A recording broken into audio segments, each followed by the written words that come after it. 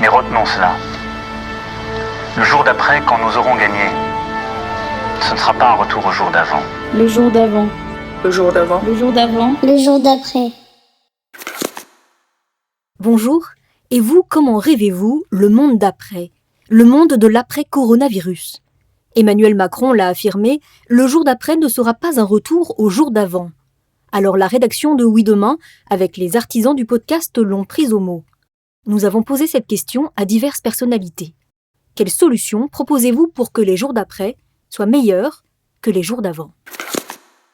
Aujourd'hui, François Tadei, chercheur spécialiste de l'éducation, appelle à apprendre dès l'école à relever des défis de façon collective pour vaincre les crises du XXIe siècle et partage un projet de GPS des connaissances mondiales.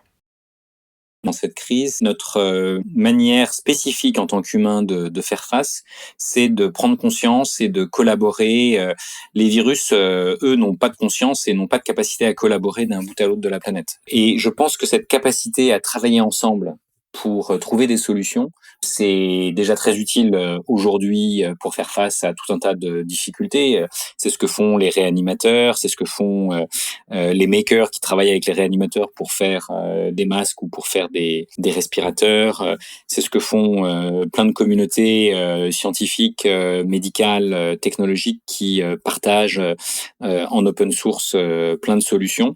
Et ce qu'on voit à l'œuvre, c'est une collaboration qui va bien au-delà des frontières, non seulement nationales, mais aussi une collaboration qui va au-delà des frontières disciplinaires, au-delà des frontières institutionnelles, où tout d'un coup, tous ceux qui sont confrontés aux mêmes défis se mobilisent ensemble pour faire face. Et ça, ce qu'on peut espérer pour le monde de demain, c'est qu'on ait appris à mobiliser notre intelligence collective, qu'on ait appris à trouver ensemble des solutions qu'aucun d'entre nous n'aurait été capable d'inventer seul. Et si on est capable de faire ce genre de choses, non seulement ça nous aura aidé à vaincre le Covid, mais ça peut aussi nous aider à vaincre les autres crises du XXIe siècle, dont certaines sont certaines, comme les changements climatiques, et d'autres sont plus incertaines, comme est-ce qu'il y aura une nouvelle pandémie, et si oui, est-ce qu'on sera mieux préparé qu'on ne l'a été cette fois-ci?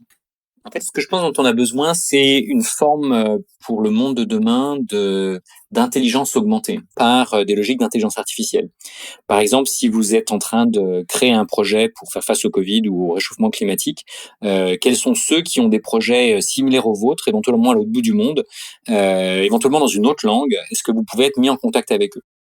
Donc nous, par exemple, on est en train de créer ce qu'on appelle un GPS de la connaissance ou un GPS des projets qui pourra mettre en contact des projets complémentaires qui peuvent exister indépendamment des langues ou des pays dans lesquels ils se développent, simplement parce qu'ils sont complémentaires et plutôt que de devoir réinventer la roue chacun de son côté, eh bien on peut pouvoir non seulement construire de meilleures roues, mais réfléchir à ce qu'on peut faire avec ces roues ou avec tout un tas de nouveaux projets, et de faire ce qu'on fait depuis longtemps, qui est gravir des épaules de géants. Mais comment est-ce qu'on permet à chacun de gravir des épaules de géants? Peut-être qu'il faut inventer des outils numériques pour voir plus loin dans une direction ou dans une autre. Et parmi les choses qu'on peut voir dans le domaine de l'éducation, c'est que clairement, beaucoup d'enseignants ont été obligés de réinventer leur métier. Beaucoup d'élèves ont été obligés d'apprendre très différemment. Et des fois, ils ont appris les uns des autres. Il y a des profs qui ont appris d'autres profs. Il y a des profs qui ont appris de leurs propres élèves sur comment utiliser tel ou tel outil numérique. Il y a des parents qui ont découvert le fonctionnement de la pédagogie et les difficultés qui pouvaient être associées à ça. Mais peut-être que la leçon principale, c'est d'apprendre à relever des défis ensemble. Et je pense que, en fait, notre école ne nous forme pas tellement à apprendre à relever des défis. Elle nous forme au mieux à connaître les solutions d'hier, sans nécessairement nous les avoir mis dans le contexte dans lequel elles ont été développées. Alors que, en fait, ce qu'on peut faire aujourd'hui, il y a tout un tas de programmes pédagogiques comme les Saventuriers qu'on a développés ou d'autres qui sont assez complémentaires comme Bâtisseurs de possibles, par exemple, qui sont des programmes dans lesquels on part du questionnement des enfants, on part des défis auxquels ils sont confrontés et suivant les programmes, on utilise du design thinking ou d'une méthode scientifique pour permettre aux jeunes de découvrir leurs propres réponses, leurs propres moyens de faire face aux défis qui sont les leurs. Et ça, je pense que si on formait nos élèves, nos profs et même tous les citoyens à être des personnes capables de relever des défis, quel que soit le monde de demain, il y aura des défis dedans. Est-ce que ce sera des défis posés par la robotique, par l'intelligence artificielle, par le changement climatique ou par la prochaine version d'une pandémie? Personne ne sait, mais la certitude, c'est qu'il y aura des défis. Et aujourd'hui, on n'est pas formé à ça. On est formé à passer des concours, on est formé à passer des examens, on est formé à essayer d'être un peu meilleur que son voisin. On n'est pas formé à collaborer avec les autres dans la classe et en dehors de la classe pour relever des défis personnels, des défis locaux et des défis globaux.